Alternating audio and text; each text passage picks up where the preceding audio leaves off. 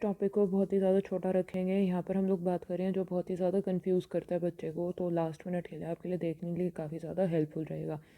जहाँ पे भी कल्चर और सेल्फ की बात आ जाती है, या फिर कहीं भी कल्चर या फिर बात हो रही है पर्सनालिटी इंडियन ट्रेडिशन में या फिर इंटेलिजेंस इंडियन ट्रेडिशन में, तो बहुत ज़्यादा कंफ्यूजिंग हो जाता है। तो मैंने इसको एक ही पेज पर कवर करने की कोशिश की है। सबसे पहला जो है ये है हमारा पर्सनालिटी का। जो पहले वाला है, this is for personality and this is for intelligence, कि किस तरीके से डिफरेंट कल्चर्स में हमारी पर्सनालिटी और इंटेलिजेंस अलग अलग होती है। बेसिकली हमारे पास दो हम लोग कल्चर लेके चलते हैं, वेस्टर्न या फिर यूरोपियन एंड इंडियन। पहले हम लोग बात करेंगे पर्सनालिटी की। पर्सनालिटी में क्या है, वेस्टर्न की हम लोग जो बात करते हैं वहाँ पे इंडिविजुअलिस्टिक होता है। जो एक इंसान है उसकी अपनी एक अलग पहचान है, वो ग्रुप से खुद को अलग रखता है। जिस कल्चर में वो लोग रहते हैं वो उसको अलग रखते हैं।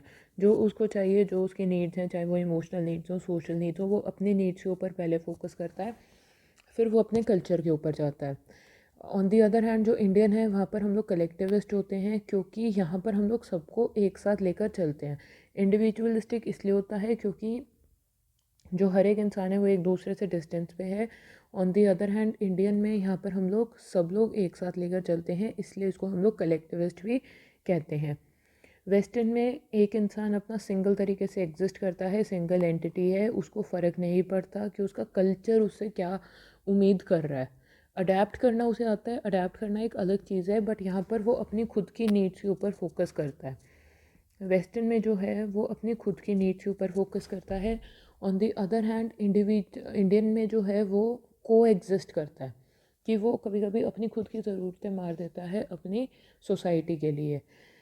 वेस्टर्न में एक क्लियर बाउंड्री है कि एक बंदे ने अपनी बाउंड्री सेट कर रखी है कि भाई ये चीज़ मेरी है, इसको मैं अपने हिसाब से करूँगा। चाहे फैमिली में उसके सारे डॉक्टर्स हों, उसे आर्टिस्ट बनना है तो वो जाके आर्टिस्ट बनेगा।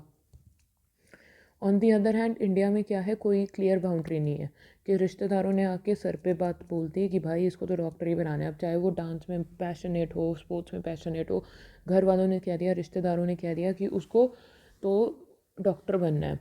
तो वहाँ पे क्या है, कोई बाउंड्री नहीं है। रिलेटिवली फ्लेक्सिबल इसको इसलिए कहते हैं, फ्लेक्सिबल यहाँ पर वर्ड इसलिए यूज़ किया गया है कि आज फैमिली कह देगी चल भाई ठीक है तेरे को स्पोर्ट्स में जाना है तो चला जा, और वो अगले दिन ही कह देंगे छोड़ स्पोर्ट्स को, तेरे को तो डॉक्टर ही बनना है। तो इसलिए इसको रिलेटिवली फ्लेक्सिबल कहा जाता है। यहाँ पर क्लियर डाइकॉटमी है कि जो इंसान खुद से जाता है वो उसको लेकर एकदम क्लियर है। जो उसका नेचर है, जो उसका आसपास का एनवायरनमेंट है, वो उसको लेकर क्लियर है कि उसको किससे कितनी बाउंड्री रखनी है, किससे कितना स्पेस रखना है। ऑन दी अदर हैंड यहाँ पर कोई क्लियर डाइकॉटमी नहीं है, कि जो बेचारा एक इंडिविजुअल है इंडियन ट्रेडिशन में, वो फंसा हुआ है अपनी पूरी सराउंडिंग्स के बीच में। तो बेसिकली यहाँ पर आपको ये याद रखना है कि पर्सनालिटी में वेस्टर्न में जो हमारे इंडिविजुअल्स होते हैं वो सबसे डिस्टेंस पे रहते हैं। तो सीधी सी बात क्या है, बाउंड्री हो जाती है, इंडिविजुअलिस्टिक इन नेचर है। ऑन दी अदर हैंड जो इंडियन है यहाँ पर वो सबको एक साथ लेकर चलने की कोशिश करते हैं। तो आज के दिन में अगर आपको ना याद आए कि भाई क्या चीज़ है इंडियन, वो सारी चीज़ें हैं जो आप लोग नहीं होना चाहते।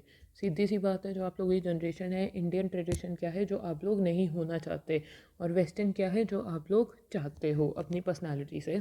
तो इस तरीके से याद रख लेना। बहुत बच्चे इस चीज़ को गलत कर देते हैं, क्वेश्चन को इंटेलिजेंस में पूछ लिया जाता है कि कल्चरल डिफरेंसेस क्या हैं, और लिखाते हैं पर्सनैलिटी वाला। तो इसलिए एक ही वीडियो में मैं ये कवर कर रही हूँ। इंटेलिजेंस की जब हम लोग बात करते हैं, वेस्टर्न और यूरोपियन में टेक्नोलॉजिकल है, कि यहाँ पर फोकस किसके ऊपर किया जाता है, लॉजिकल रीजनिंग के ऊपर, अब्स्ट्रैक्ट रीजनिंग के ऊपर। ऑन दी अदर हैंड जो इंडियन है, Indian I for Indian, I for integral, कि हर चीज़ को साथ लेकर चलते हैं। यहाँ पर हमारी कॉग्निटिव के भी ऊपर फोकस है, और उसी के साथ साथ इमोशनल एंड सोशल के ऊपर भी फोकस है। ऑन दी अदर हैंड जो वेस्टर्न और यूरोपियन है, वहाँ पर हम लोग इमोशनल और सोशल को फिर भी थोड़ा सा साइड में रख देते हैं, कॉग्निटिव के ऊपर ज़्यादा ध्यान देते हैं। यहाँ पर ये जो लोग होते हैं ये अपने खुद के इमोशंस के ऊपर ज़रूर फोकस देते हैं, बट यहाँ पर रिगार्ड फॉर एल्डर्स या फिर रिगार्ड फॉर रूल्स या फिर जो हमारे नॉर्म्स हैं उसके ऊपर कम फोकस किया जाता है। बंदा जो है वो अडेप्टेशन के ऊपर फोकस करता है, अब्स्ट्रैक्ट होती है और अचीवमेंट ओरिएंटेड होती है। जब भी आपको क्वेश्चन आता है कि इंडियन कल्चर के अकॉर्डिंग इंटेलिजेंस क्या है, तो आपको ये जेपी दास नाम ज़रूर याद रखना है। जेपी दास ने कंसेप्ट दिया था बुद्धि का। बुद्धि जो है वो ब्रॉडर कंसेप्ट है इंटेलिजेंस का। अब यहाँ पर इंडियन कंसेप्ट में हम लोग क्या चीज़ मानते हैं कि हम लोग सोसाइटी को साथ लेकर चलते हैं। सेल्फ के साथ साथ हम लोग सोसाइटी को साथ लेकर चलते हैं। और 4 तरीके की कॉम्पिटेंस यहाँ पर दी गई है। एक है कॉग्निटिव। कॉग्निटिव में क्या हो गया, जो हमारा मेंटल एफर्ट है, जो भी हमारी थिंकिंग प्रोसेस है, वो सारी आ जाएंगी कॉग्निटिव में। सोशल में, सोशल में ये याद रखना कि जब इंटेलिजेंस की बात हो रही है, रिस्पेक्ट फॉर एल्डर्स एंड छोटों के लिए नर्चरिंग, कि बड़ों की इज्जत करना और छोटों का ध्यान रखना, वो आ जाता है सोशल में।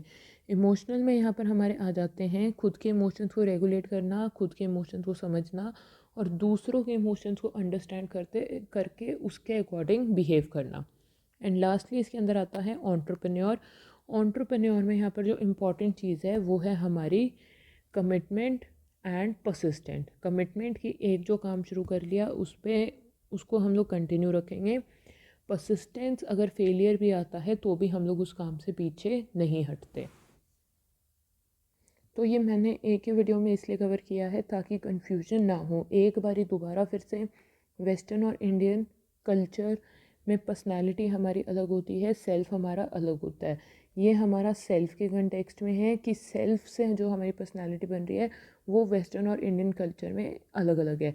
वेस्टर्न में इंडिविजुअलिस्टिक है। बेसिकली इस तरीके से आप लोग याद रख लीजिए, वेस्टर्न में वो सारी चीज़ें हैं जो हम लोग खुद से चाहते हैं पर्सनालिटी या फिर सेल्फ के केस में, और इंडियन में वो सारी चीज़ें हैं जो आप लोगों के साथ होती आ रही हैं और आप उस चीज़ को पसंद नहीं कर रहे। अगर आप लोगों को पेपर में भूल भी जाओ तो इस तरीके से लिख लेना।